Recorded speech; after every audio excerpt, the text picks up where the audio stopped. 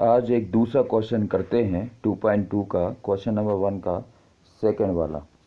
Question number 1 का second वाला 4s² minus 4s plus 1 ये क्वेश्चन है। इसके आपको जीरो निकालना है, फिर रिलेशनशिप निकालना है, मतलब उसको वेरिफिकेशन करना है।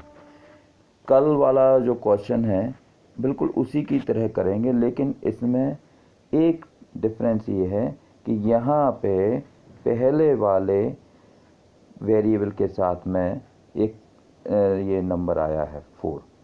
तो इसमें आप वैसे कर चुके हैं 8th क्लास में। इसमें हम इसको पहले इस 4s को ऐसे दो भागों में डिवाइड करेंगे कि जिसको ऐड करने पर -4s आना चाहिए और मल्टीप्लाई करने पर आना चाहिए इन दोनों के मल्टीप्लाई के बराबर। मतलब ये 4 और 1 है, जो इसका मल्टीप्लाई हो गया 4 मल्टीप्लाई बाय 1 = 4, तो इसके मल्टीप्लाई के बराबर आना चाहिए। तो ऐसे दो भागों में हम इसको डिवाइड करेंगे। आप सभी को समझ में आ रहा होगा मुझे लग रहा है, और ये आप कर चुके हैं, कोई नई बात नहीं है आपके लिए। अब देखिए, अब आपने 4s को ऐसा लिख दिया -2s और -2s। इनको जब ऐड करोगे तो ये 4s ही बन जाएगा, और जब -2 और -2 का मल्टीप्लाई करोगे तो ये बन जाएगा 4, जो कि सेम है बिल्कुल ऐसे इसके 4 बन जा 4, तो -2 और -2 का मल्टीप्लाई करोगे तो भी 4 बन जाएगा। तो आपने सही तरीके से इसको डिवाइड कर लिया। इसके बाद प्रोसेस सेम है, आप यहाँ से और यहाँ से दोनों जगह से कॉमन निकाल लेंगे। तो आपने कॉमन क्या निकाला, इसमें से कॉमन निकाला 2s और यहाँ से कॉमन निकाला -1, तो ब्रैकेट के अंदर बचेगा 2s - 1 और यहाँ पे भी 2s - 1 ही बचेगा, क्योंकि आप -1 कॉमन निकाल रहे हो तो ये वाला जो प्लस है ये अंदर जाके माइनस का हो जाएगा। इसके बाद में अब आप देखें दोनों जगह 2s है, 2s है, 2s - 1 और 2s - 1 है, इसको भी कॉमन निकाल लिया। तो अब आपके पास में 2s1 जो कॉमन निकाला है और जो बचा हुआ ये 2s और ये -1 ये भी बचा, दोनों ब्रैकेट में सेम आ गया। इसके बाद का प्रोसेस आपको पता है कि इन दोनों के बराबर हम रखते हैं 0, तो आपने ये इसके बराबर 0 रख दिया, इसके बराबर 0 रख दिया, ठीक है। और इसको जब आपने सॉल्व किया तो s की वैल्यू 1/2 आएगी और यहाँ पे s की वैल्यू 1/2 आएगी। इसका मतलब है कि आपके 0 आ गए 1/2 और 1/2, ये आपने 0 निकाल लिए हैं। माने जो 8th क्लास में हम इनको सॉल्यूशन बोलते थे, अब यहाँ पे 0 बोलते हैं। इसके बाद में अब हमें इनका रिलेशनशिप वेरीफाई करना है। वेरीफाई का मतलब है कि एक बार इन 0 का सम निकालेंगे और वो सम एग्जैक्टली सेम होना चाहिए अगर हम उसको फार्मूला बेस पे करें, और इनका एक बार मल्टीप्लिकेशन निकालेंगे और वो एग्जैक्टली सेम होना चाहिए अगर उनको फार्मूला के बेस पे करें। अब देखें यहाँ पे a = 4 है, b = -4 है और c = 1 है, और ये वैल्यू आई है यहाँ से। यहाँ पे जो है, जो आपका क्वेश्चन है ये वाला, यहाँ पे a की जगह क्या है 4, b की जगह क्या है -4, c की जगह क्या है 1, तो ये वैल्यू वहाँ से आई है। इसके बाद में इसी वैल्यू से काम होगा। a की जगह 4 है, b की जगह -4 और c की जगह 1 है, ये इसको ध्यान रखना। इसके बाद में अब हम देखें, इसको हमें रिलेशनशिप डिफाइन करना है, तो वो कैसे करेंगे। एक बार निकालना अल्फ़ा और बीटा। अल्फ़ा और बीटा मतलब एडिशन, ये होता है -b/a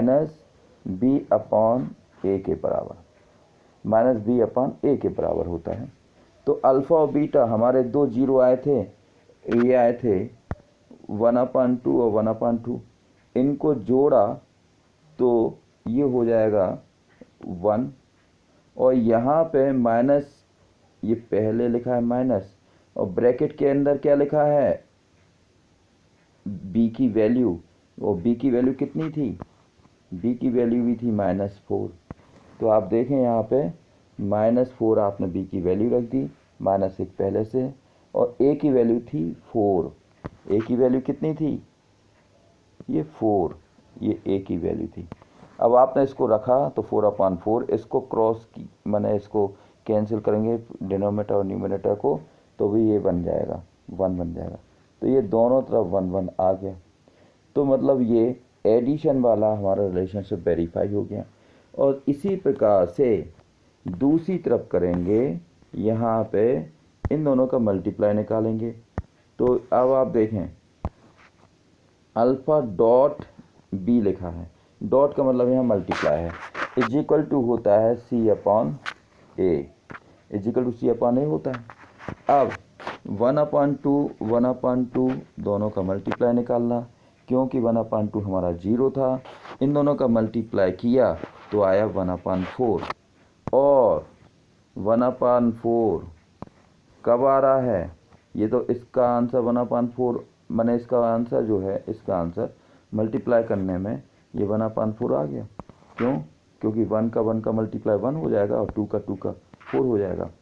और यहाँ पे अगर आप वैल्यू रखते हो सी की, तो सी की वैल्यू क्या थी, सी की वैल्यू 1 थी, और ए की वैल्यू क्या थी, 4 थी।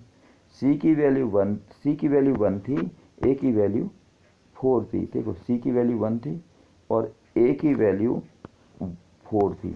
तो आप देखें यहाँ पे आपने इसमें वैल्यू पुट की तो आपका दोनों तरफ 1/4 आ गया, मतलब ये भी आपका रिलेशनशिप वेरीफाई हो गया।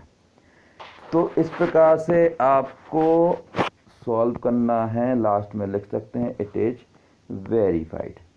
तो इस टाइप से आपको ये क्वेश्चन सॉल्व करना है, और इस टाइप से आपको सॉल्व करना है।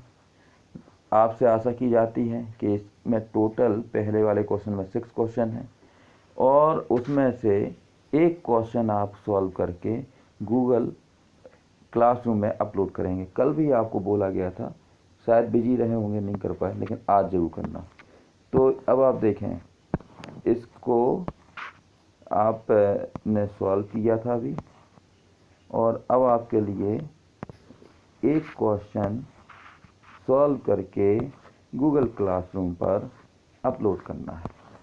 और वो क्वेश्चन मैं आपको बता देता हूँ, वो क्वेश्चन है जो गूगल क्लासरूम पर ही मिल जाएगा आपको। ठीक है, आई होप समझ में आया होगा।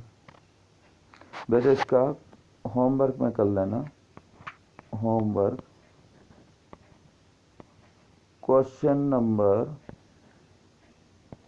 6 वाला कर लेना, और जो कि गूगल क्लासरूम में अब मैंने अपलोड कर देना, करने के बाद आज जब भी आपको समय मिले आज कर देना।